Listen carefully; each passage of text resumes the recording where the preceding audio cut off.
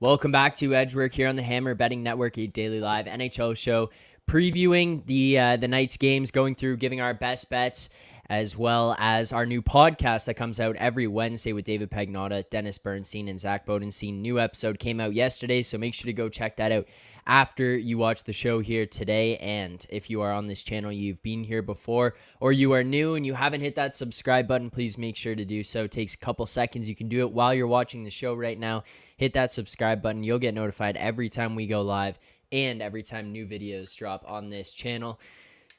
So money, Russ, I'm excited. We got 10 games today, lots to look into. So let's get started here. First, we'll go through each of the games, preview them a little bit. If we've got bets, we'll go through that. And again, if you have questions, make sure to send them in the comment section on the YouTube stream right now. We will see them in real time and we can get to them, try to answer questions, all that kind of stuff. So start here with Minnesota heading to Columbus to take on the Blue Jackets. Minnesota right now holding on to second wild card spot in the West, and 3 points back of Edmonton, a game in hand on them. They're tied with it for points with Colorado, 2 points up on Calgary at this point. They're on a 3-game win streak heading into Columbus here tonight. So, Money, if you're looking at this one against the worst team in the NHL, do you think this might be a spot here for Minnesota to keep things rolling and continue this streak, or could we see it possibly come to a halt? I don't know what to think of this Columbus team right now. So we know they suck, right? But they're also playing with a large variance in their game. They win in Toronto with some luck involved, beat the Jets on a good Korpisalo game, then a legitimate win in Dallas, and now they're coming off an unlucky loss in Arizona. So I don't really have any idea kind of what kind of performance that we get from Columbus. But what I do know is that there's no reason for the Wild to be laying this number on the road against anybody, especially if Fleury gets to start with the Wild starting a back-to-back. I can see Fleury tonight, and then they go back to Gus tomorrow. With the Fleury start and the chaotic kind of high variance nature of the Blue Jackets game right now, I can make a case for Columbus based on the number, but I would need Fleury though, and yeah, there's just no way that I'd be willing to lay that number on Minnesota. Yeah, I think, just to kind of reiterate some of what somebody said, I believe Fleury just got announced. Yeah, there you go. Like Marc-Andre starting tonight and Gustafsson's tomorrow against Toronto. And yeah, I'm in the same boat, complete same boat here. I actually like Columbus a little bit on this number. You know, this is a tough spot because these are two teams I have, I'm pretty much anti both of these teams this year. And, on the one side on Columbus, Korpisalo is playing so much better than Elvis Merzlikins, and it looks like we just got Korpisalo confirmed as well. And also the Michael Russo, the Wild beat writer, is just dropping some of the defensemen that are out. So it looks like Jonas Brodin and John Merrill are both out for the Wild defense. So, yeah, I actually think this is going to be a closer game than a lot of people think. I think that the more of a fair line is probably minus 150-ish, minus 160 for the Wild. So I do see a little bit of value in the Jackets. I don't think this will end up being a play for me just because it's pretty much right on my market number. You add a little bit of the travel spot for Minnesota, and then just how the Jackets have been playing, and I definitely lean the Jackets, but I don't think I'm going to get there here. If this number will probably adjust down now that we're seeing Marc-Andre Fleury confirmed and these couple of defensemen out for the Wild. I would think that this number will go down on the Wild. So if you do like the Blue Jackets, I'd say take it right now. But yeah, I think we're kind of in the same boat here, but I'm just not quite there yet on pulling the trigger on the Jackets, although I think that is the right side. All right, so we'll leave that one off. Go ahead. We can go half on the Jackets here. I think that'd be great. All right. We'll do that. Then we'll go a half unit on the Blue Jackets there, plus 160. And you guys are expecting this one to go down potentially as it goes along here. So if you do want to track all the picks and see what we're betting on, what we have for that night, make sure to go over to the BetStamp app. You can find that on iOS and Android. You can find us in the Find Bettors section as Edgework HQ. You can see all the picks for that day, some of the futures that we have coming up, as well as our picks from previous days. So make sure to go over there, give it a follow, and check that out to see all the picks that we have on this show and how we've done throughout the course of the season.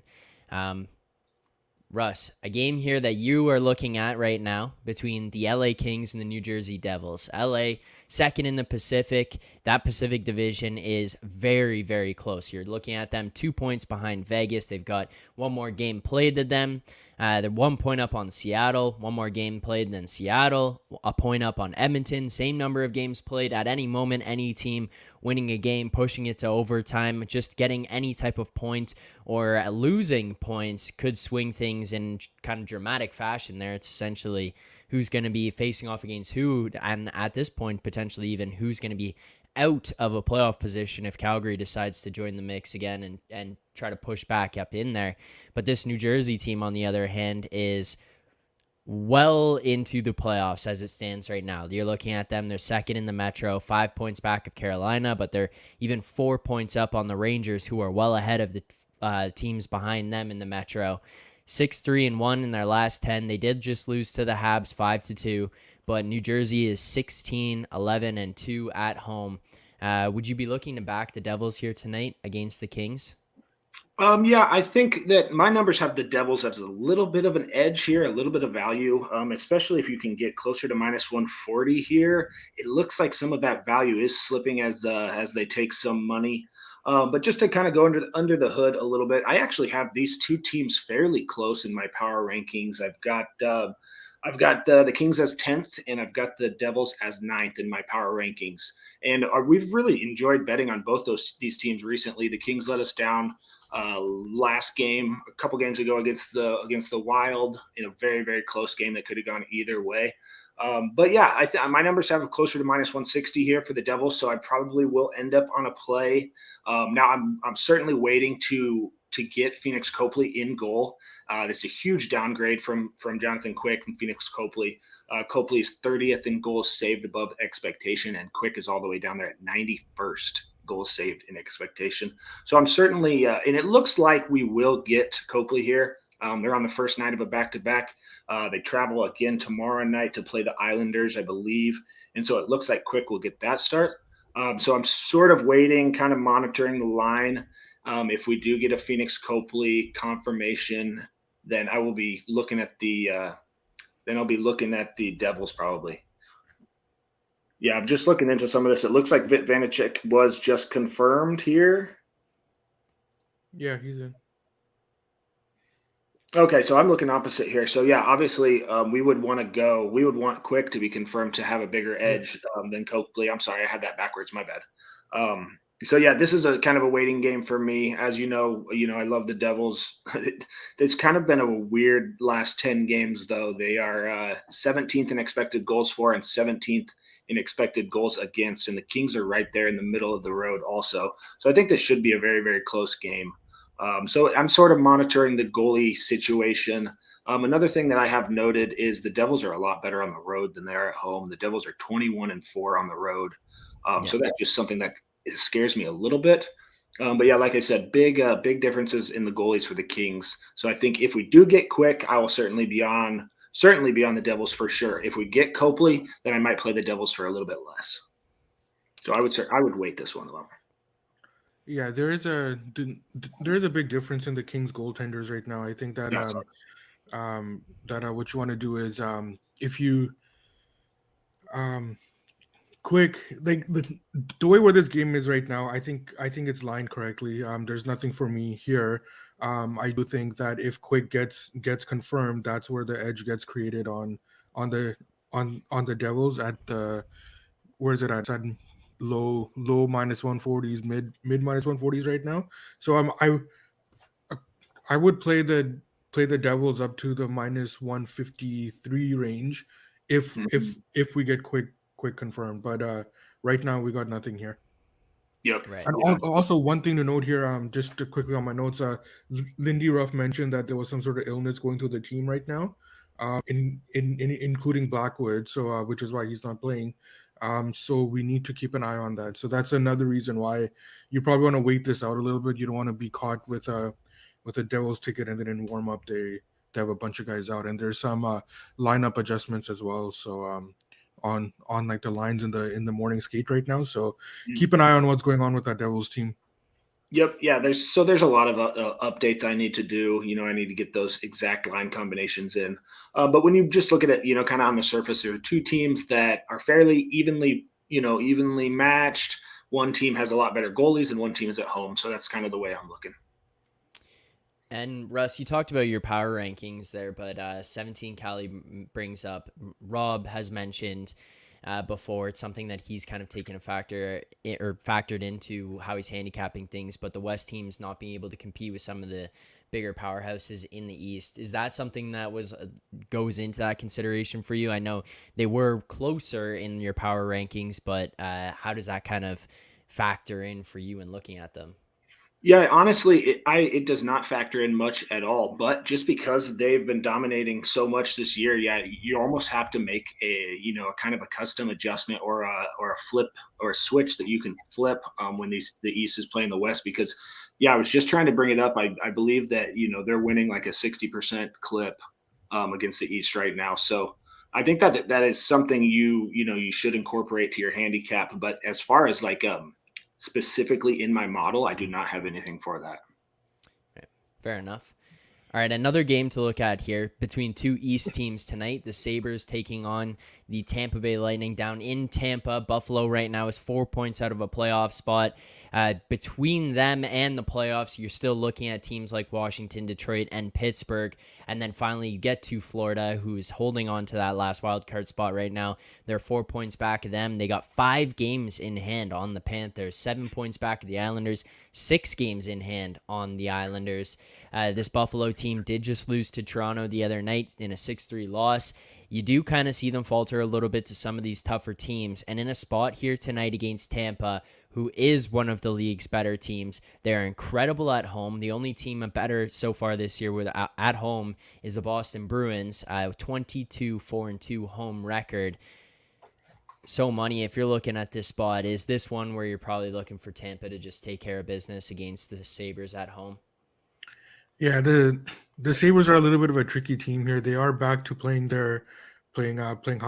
high event games, and I don't and they just don't have the consistent goaltending right now. I would suspect Anderson gets to start, and even though he's a better option right now, it's still not enough for me to bet on the Sabres. Even against the Tampa Bay team that we've mentioned, they just show up when they feel like. So maybe this is a game the Lightning take seriously being at home, but who knows? I'm not interested in enough in finding that out with my money though. Yeah. Yeah, pretty much the same goes here. If you watch the show before, I do not bet against the Lightning at home very often at all. If we're going against the Lightning, it usually is on the road, if ever. But yeah, I think so many kind of nailed it. Buffalo's defense has just been playing very, very poorly, and their goaltending is not great either. Yeah, Anderson might be a little bit better than UPL, but both of them have been struggling. And something I have in my notes here is Buffalo has a huge game tomorrow night against the Panthers. It could be a little bit of a look ahead towards that game. I mean, I think that game, matters a lot more. They're both important, but that Panthers team is a lot closer. So this could be a kind of a bad scheduling spot for Buffalo. And like I said, Tampa Bay 21-4 at home. I'm not looking to go against that. And the market is right on my numbers. I have Tampa Bay minus 203 here, so there will be no play for me here. Okay, move on then.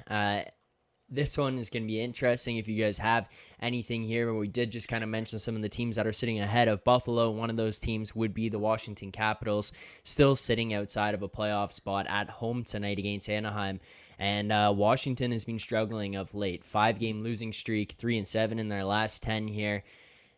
Sitting behind Detroit and Pittsburgh, in between them and Florida. 2 points back of Florida right now. 1 game in hand on them. 5 points back of the Islanders, 2 games in hand on the Islanders. Obviously, Anaheim, one of the worst teams, tied for last in the NHL with the Columbus Blue Jackets. But this Washington team, it's not like we can trust them very much lately. So, Russ, if you're looking at this one, how do you kind of handicap these two teams on one end who probably should be a little bit better, but they're really, really struggling as of late with Washington? Yeah, so I think both these teams are sort of bottom of the league, and both of them are very much struggling. Like you said, 3-7 for the Caps in the last 10 games. That was after they kind of got it going there for a while. So basically start here by looking at the number, and I think this number is pretty crazy. To line the Caps at minus 300 is pretty nuts. But then you break down some of the stuff here, and as you said, the Ducks are absolutely atrocious. They can't score, and they can't stop any scoring. So I think something to note here would be maybe a look at the under and just hope Darcy Kemper allows 1 or so, and that the Ducks, I'm sorry, the Caps put up like 3, like a 3-1 final or a 4-1 final, but. Other than that, I can't make a case for either side here. If you're getting crazy and you have like a round robin parlay or something crazy like that, you might throw the Ducks in there just as a long shot. Because some of this minus 350, minus 330 on the Caps is nuts to me. I have this game a lot closer to like minus 220 for the Caps. But like you said, the Ducks are so bad and on the road. This will be no play for me, and I don't have much to say on this game. Yeah, normally I would agree with Russ here, but the Ducks are so bad, man. And like this is like one of those examples where like I show an edge on the Ducks as well, but at this number, but I'm not gonna get that, right? Just because I see what the Ducks are. I mean, maybe Mason McTavish can send text off the bench this time to a Connor Bedard, right? Trying to like get him to Anaheim, but I mean, and I'm not interested in laying this number on the Capitals, even with Ovechkin back probably, and I'm not interested in doing anything with the Ducks either, unless if you are giving me a cheap 6.5. Sure. Yeah, and Anaheim, they are on that 6-game losing streak as well. You're looking at Washington saying, oh, wow, Washington 5-game, Anaheim 6-game losing streak. They're watching Bedard. He's got 111 points in 43 games in the WHL right now. Like, that's not bad. That wouldn't look too bad in Anaheim there. So yeah, definitely. And one team is sort of incentivized to win with the Caps a little bit, and one team is literally incentivized to lose. So yeah. I think Bedard would look terrible in a Ducks jersey. Yeah, that would suck. That would be awful. I would hate to watch him there. Yeah, where do you want him to go, so money? We're Team Tank around here. That's what everybody. And then you got Moretto that comes on, and he's like, just wants the Canadians to lose every game. Yeah, Tuesday was the most miserable show because Todd is a Devils fan and Moretto's a Habs fan, and Moretto wanted the Devils to beat the Habs. Yeah, no, it's so good. Yeah. Connor Hartle is asking, and so Money, I know that is something you said you're looking into a little bit more. It's not something you're fully into quite yet, but Connor Hartle's asking here, OV shot props. I don't know, Russ, so Money, if either of you have any opinions on any OV shot props here tonight, I'll pull it up real quick, but there you go. Over 4.5 minus 115, under 4.5 plus 100, best available for OV here tonight. So that does seem like a little bit high to me, and just this is just based on like my very preliminary work here, as I delve deeper into the props markets. Um, but yeah, and Anaheim just gives up so much. So right, Yeah. so like I'd have trouble reconciling if like that looks like a lot, but it's uh but it's good enough based on what Anaheim gives up. So I'm not sure. It like on first glance it looks like a lot to me, but I'm not too sure though. Yeah, I wouldn't want to steer you either way here. He's missed quite a few games recently because of the passing of his father. Who's to say he comes out, just firing away, or if he comes out and hangs back a bit against a terrible team. I think there's so many variables that could go into that handicap that if you unless you have a really good edge or a really good idea, you're better off just looking elsewhere. And Okay. So we'll stay off that, but fair enough. And also, I'll pull this up real quick because there is a question about it. But asking if he's plus money for goal scorer tonight, he is not. You can find him anytime goal. Alex Ovechkin minus 120. Shop around minus 115s out there, but definitely he's not plus money to score tonight. Likely factoring in what you guys have just talked about here with Anaheim, their poor defensive play, and so everything like that, as well as probably a little bit of the narrative that goes in. Another game here, a team that is going to be clawing to get points.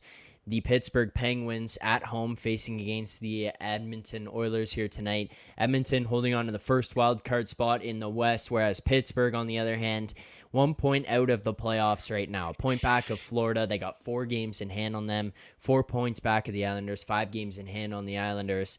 4-5-1 in their last 10 and on a 3-game losing streak right now. This Pittsburgh team has been struggling a little bit as of late. Likely going to look to add some pieces here at the deadline and try to turn things around, but facing off against an Edmonton team who 4-1-5 in their last 10. Russ, if you're looking at this one between two teams on a similar kind of course of action just over the last 10, where do you kind of look to back? Who do you kind of look to back in this one? Yeah, so just to start, we did play the Oilers at minus 105 this morning. Unfortunately, we missed the plus money. But like I was talking to Zach about, I was very surprised to see this Oilers team open at plus money. Now I understand this is a little bit of do you want to buy low on the Pens at home here against a team that gives up a ton of chances? Or do you want to, continue backing a team in the Oilers that have played fairly well, but got a kind of a couple of crazy results the last few games? So, I'll kind of break down our reasoning behind why I took the Oilers and, just looking at some of the things under the hood here. The number one thing is the Pittsburgh's defense. Pittsburgh's defense has just been absolutely atrocious the last 10 games, the last 25 games even. They are 31st in expected goals allowed the last 10 games, 29th in expected goals the last 25 games. So a little bit bigger sample size. This team is, they just can't stop any shots at all. A little bit of a concern because the Oilers are missing Evander Kane, but I still think that, minus 105, minus 110, I still think the Oilers are a pretty good play. Basically, the Pittsburgh has allowed 39 goals in the last 10 games. It's down there with the Canucks, the Ducks, the Blues. That's the 4th most in the last 10 games. And the Oilers are really good on the road. They're a lot better road team. They're 17-8 on the road this year. And then a little bit, I think McDavid and Draisaitl get up for these games to be compared against Sidney Crosby compared with some of the, they're obviously the best forwards in the league, but it's nice to play against some of the best forwards as well. So I think both these teams should have scoring chances. I think this should be a very high scoring game. Honestly, wouldn't be surprised if we get like a 5-3 Edmonton win, even like a 6-3 look. So yeah, I'm happily taking the Oilers here as a short dog on the road. I guess they're more like a favorite now, but I'm still taking them here. Yeah, they kind of have flipped over here now. Yeah, they're taking a little bit of money. Yeah. Rightfully so. But yeah, that 108 is just fine.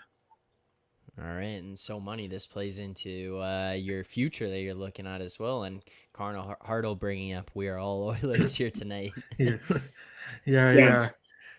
Oilers Penguins Cup final would be very good for me personally. Not great for you, Zach, but I would love that. I mean, these are two teams that have caused me immense pain lately. We have the Oilers giving up 3-goal leads every game, and we have the Penguins unable to play defense and not able to get goaltending when it matters. Russ mentioned it. The Oilers will generate whatever they want here, especially with the Penguins continuing to deal with injuries on defense. I do give the Penguins. I know Russ brought up their defensive numbers. I do give them a bit of a break because of all the injuries they've had, and also because they've been without their starting goalie for a while. And what we've seen this year is that there is a big difference between Jari and DeSmith and Tokarski. So I give them a break with that. I'm not ready to come down on the Penguins too hard right now until I see them getting some bodies back. For the Oilers, we do need to confirm their goaltending. Campbell is back to his kind of poor form that has plagued him most of the season. And even though Skinner has been average form lately, he is still the best option there. So if it is Skinner, I'll probably pass on this game anyways. But if it's Campbell, then I'd be interested in the over, even with Kane not in the lineup. Okay. So keep an eye out for some of the goalie news as things come out. But we did make the official play on that one as the Edmonton money line -108. And again, if you want to see these picks, you can go and find us in the BetStamp app in the Find Better section as Edgework HQ. And there you go. Alex B. Smith saying, I'm on Oilers too. Like them to carry that momentum from the Flyers. Comeback win. We are all Oilers. Nice. Yeah, it should be a good game. In the East, again, another team looking to push into a playoff spot, kind of just hanging around on the outside. The Detroit Red Wings at home taking on the New York Rangers tonight. Detroit 2 points out of the playoffs. They're 7-3 in their last 10, coming off a win against the Washington Capitals 3-1 there. This team is 14-11-3 at home so far this season, so about 500, but picking up a couple extra points with some of those OT losses. But facing off against a Rangers team who is on a 2-game losing streak coming into this one. They're third in the Metro right now, 8 points clear of the entire wild card situation going on there. 4 points back of New Jersey, 9 points back of Carolina. Russ, looking at this game tonight between the Rangers and the Red Wings, obviously Detroit going to be a little bit desperate to continue to get points if they want to have any shot at making the playoffs here, in a little bit of a limbo before they get to the deadline, trying to figure out what they want to do and where they're going to be at that point. Maybe convince the GM Stevie Y out there, give us an opportunity and we'll push in. But if you're looking at this one, how do you kind of break down tonight's game between these two teams? Yeah, this is a really tricky matchup for me. Both of these teams have given me issues all year. My numbers have supported Detroit the last few games. We have basically ignored it and not played on them.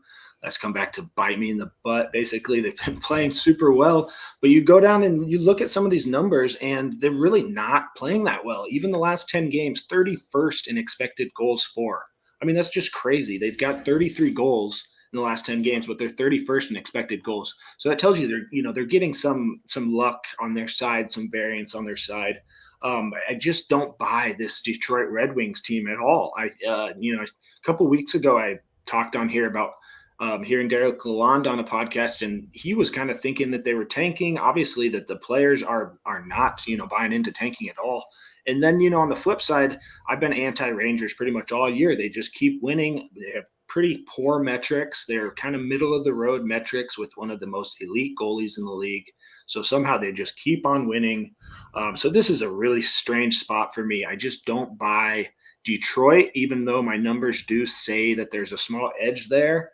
A little bit, another thing to note is the Rangers are a lot better on the road, 17-5 on the road this year than they are, they're a lot better on the road than they are at home.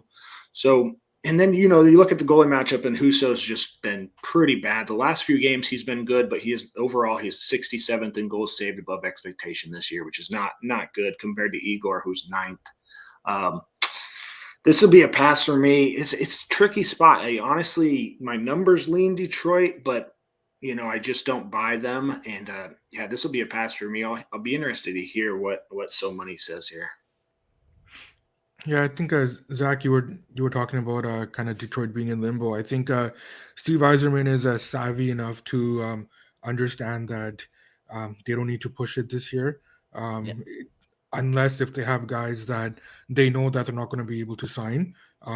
Those are the guys that you want out. But in terms of bringing people in to make a push, I think that would be a foolish move for the Sure. for the Red Wings. The Rangers have lost two straight, including a bit of an unlucky loss to the Jets last game. We were on the Jets, and that was a pretty fortunate win for Winnipeg. A lot of things had to go right for them there. However, let's go through the Wings' recent wins here. Twice against Calgary. One was a coin flip, and the other one was fortunate. Twice against the Canucks. Not to say there. A lucky win against the Oilers and a win against a depleted Capitals team, right? So even though on the surface it looks like Detroit is getting themselves back into the thick of things here, we need to keep that in perspective. And now they're stepping up in class against the Rangers as well. The concern I have with the Rangers, and it's something we've talked about the last couple of weeks, and and that's the recent form of Igor Shesterkin. He acknowledged it himself, saying that his confidence has been affected recently. Now again, there's no need for any long-term concern with him, but something to keep in mind when the Rangers are playing teams that can go toe with them offensively. It's just that Detroit is not that team, and Detroit wants to play a low kind of a low event kind of game. So we kind of have a contrast here. I'm not interested in Detroit. I don't want to lay that number on the Rangers either. Mm-hmm. I would normally want to look at the over, but because of the kind of contrast in style here, I'll be off this game completely.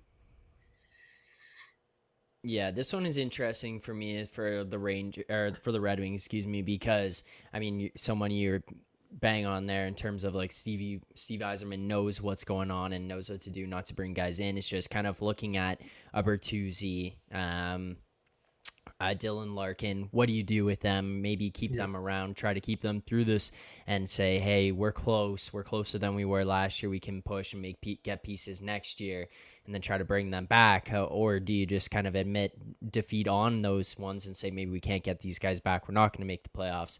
Ship them out the door. So interesting to watch some of these teams have to make decisions as they approach the deadline. Even kind of hearing that the next team in this next game is looking at maybe acquiring a guy like Timo Meier, and that would be the St. Louis Blues at home tonight against the Vancouver Canucks. So Money, I just leave it there. We know what both of these teams are. Neither of them are going to make the playoffs at this point. I don't know what to tell you, Bill, what's going on with Vancouver, because I'm not even sure that the guys in the front office could tell you what they're doing right now. And going to face a St. Louis team on the road tonight. What do you look at between these two teams? Goals, give me goals. Um, I've been talking about this all season. You look at a Canucks games, you bet the over and you move on. They have no interest in playing defense. Their their goaltending is below NHL caliber. Um, they just want to score goals, want to play pond hockey. And Blues are getting a couple of guys back. Sod and Buchnevich should be back in the lineup today. And they're also struggling defensively as well for the most part. And their goaltending is inconsistent as well. So we've seen the Canucks totals adjust here finally the last couple of weeks. I think that last game, a 6.5 with Soros, and that goes over as well. So I think that we're done with the 6.5 for the most part. The alt lines at the plus money sevens, I think that's good too. So there we see a plus 112 on a 7, plus 110. Yeah, we're we're still in range there. So yeah, give me the plus money sevens. There's no reason to stop betting Canucks overs right now. Yep. Yeah, I can't argue with anything that so many said. Earlier in the season, we were basically playing every Canucks over with that depleted defense, or the AHL defense like we were talking about. Obviously, the markets have adjusted on us a little bit, and mostly seeing sevens now for all of their games, unless they play an elite goalie. But yeah, I don't, there's not too much I can add. Both these teams have allowed over 40 goals in their last 10 games. 42 for the Blues and 45 for the Canucks. So there's just poor defense, and I think you could easily make a case and get to 8 goals here. Yeah, easily, and especially if you're going to get plus money 7, that's a good play. Quickly before we move on to the next game here, one of the plays that we had tracked from So Money, I think it was about 2 weeks ago, maybe 3 weeks ago now, was the Edmonton Oilers Stanley Cup future. We played that at plus 1,800. Eric Farrington asking here, at what price is it valuable to get involved on Edmonton to win the Cup if you missed the 18? I have 14 available at a local. Yeah, that's a great question. I think 14 is on like the lower range for me right now. Let me just look up what we're kind of seeing in the market right now.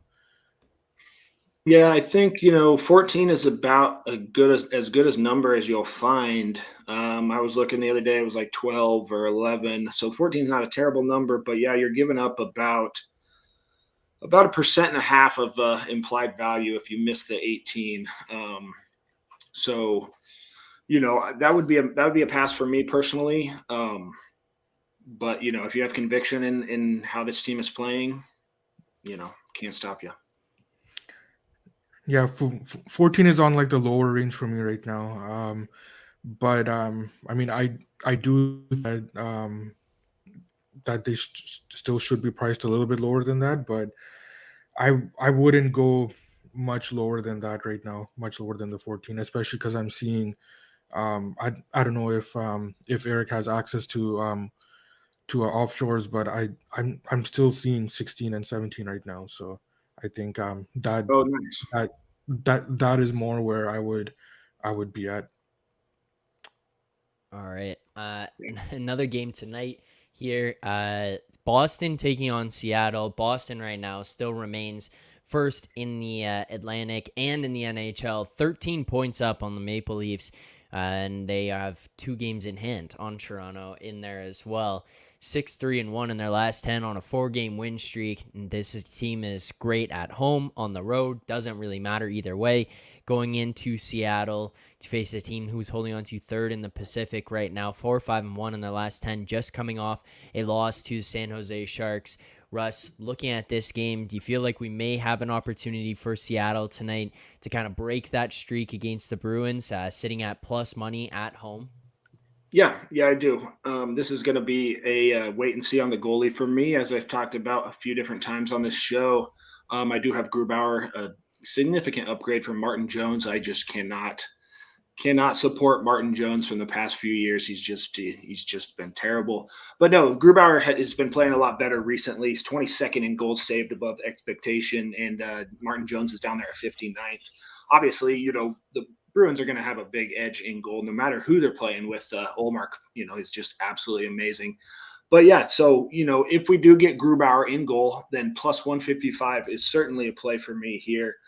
Just to dig under the hood a little bit, the Kraken have beaten this team already, beaten the Bruins at home, so they should have a little bit of confidence there.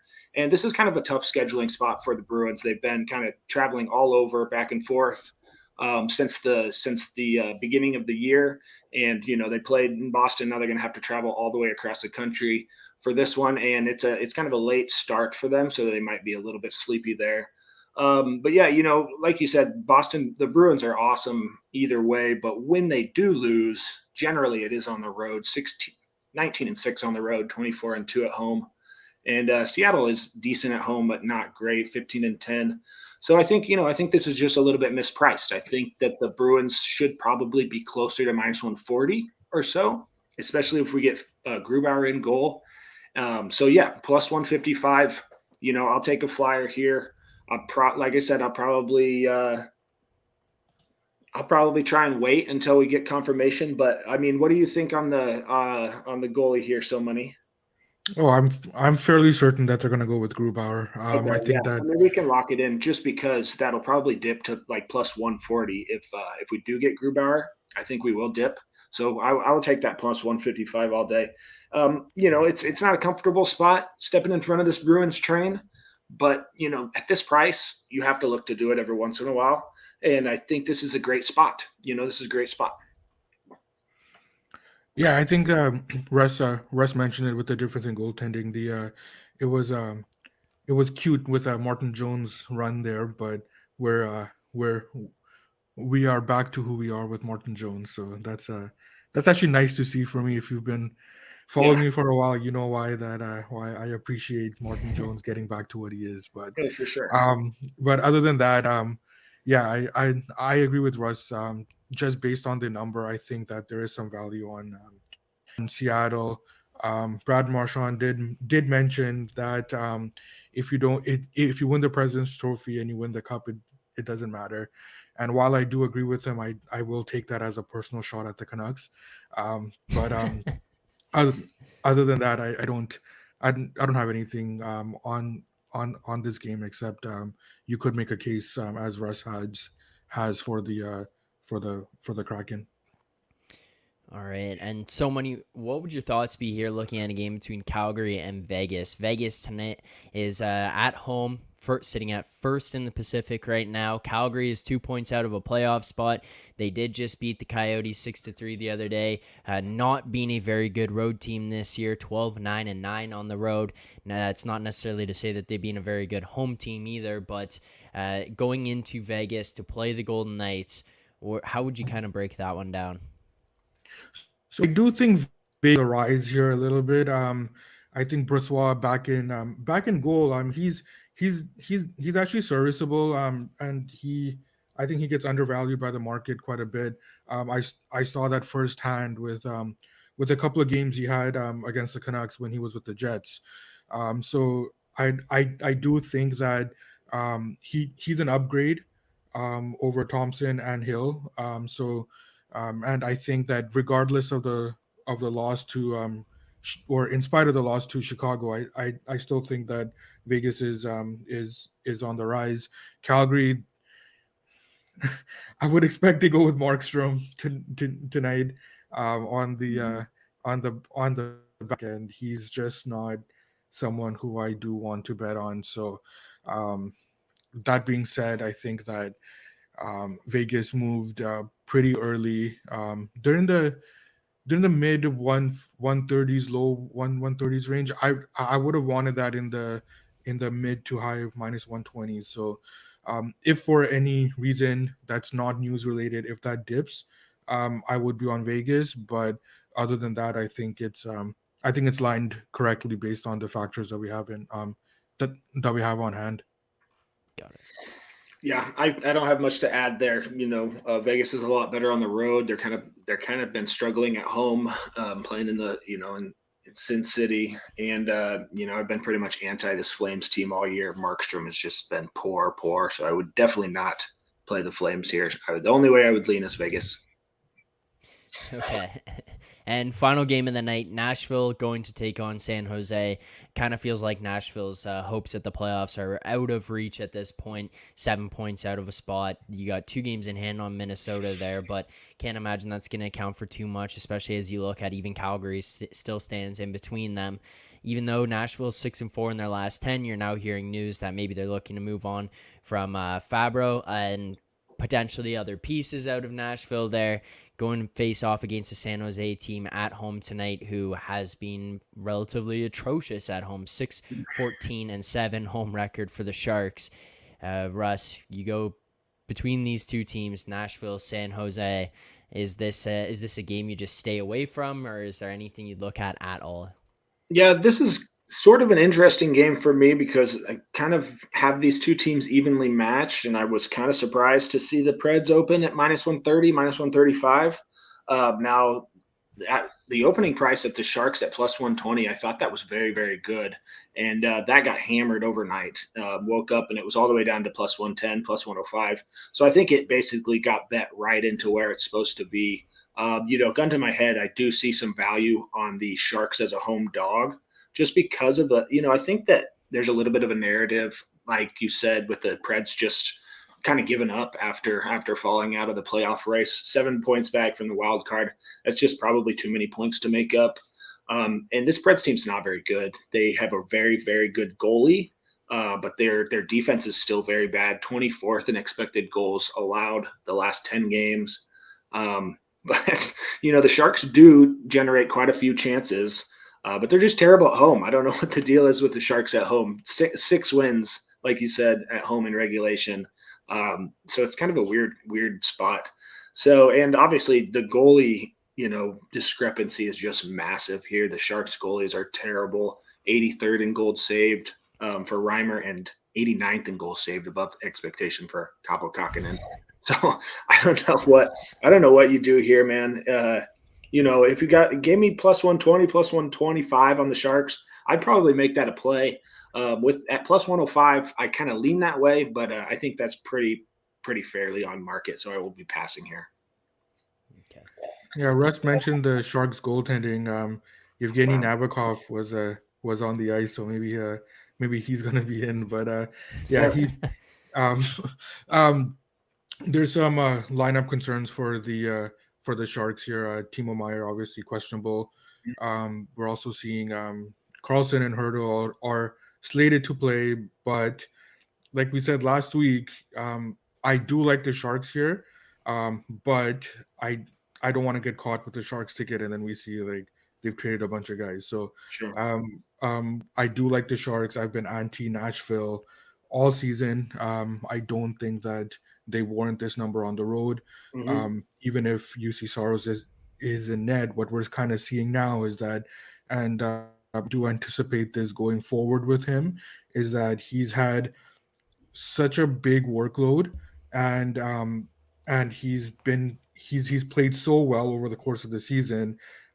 He's kind of masked a lot of the Nashville deficiencies, but at some point, you start wearing down when you're playing behind a bad defense, and I think that that's something to look forward to. So I don't think that Nashville warrants this number on the road.